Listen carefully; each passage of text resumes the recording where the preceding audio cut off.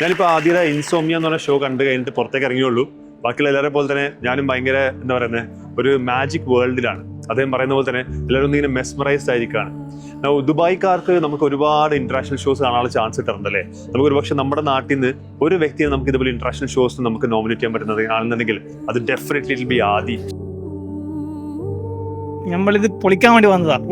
എന്തെങ്കിലുമൊക്കെ ഒരു പൈസ വെച്ചിട്ട് നമുക്ക് ഇത് പൊളിച്ചെടുക്കുന്ന രീതിയിൽ വന്നതാ. പക്ഷെ ഒരു രക്ഷയില്ല, അസാധ്യം, വേറൊന്നും പറയാനില്ല. ഒക്കെ മെയ്ഡപ്പ് ആയിരിക്കും എന്നുള്ളൊരു ഐഡിയയിൽ തന്നെയാണ് വന്നത്.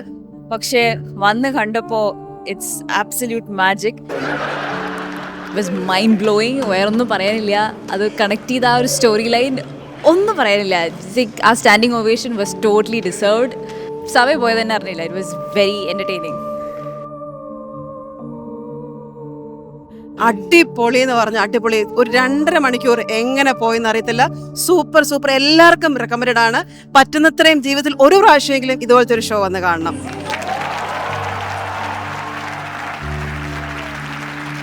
മാജിക്കിൽ വിശ്വസിക്കാത്തവർ പോലും മാജിക്കിൽ വിശ്വസിച്ച് പോകും. നമ്മുടെ ലൈഫിൽ ഒരു മാജിക്കിന്റെ ഒരു സ്പാർക്ക് ആർത്തി തന്നിട്ടുണ്ട്.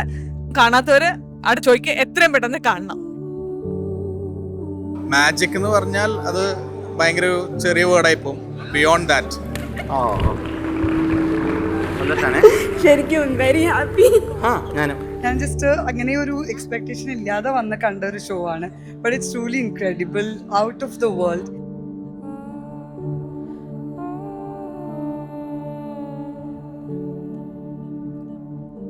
मेरे को ये शो के बारे में कुछ आइडिया नहीं था. मेरा मलयाली फ्रेंड्स ने मेरे को इधर लेकर आया. टू बी सीरियसली ये शो ने मेरा होश उड़ा दिया. एक पहला शो है जो मेरे को इल्यूजन या फिर हिप्नोटिज्म में एक बिलीव किया, मैजिक में बिलीव करवाया. शो एक सुपर था, ज़बरदस्त था.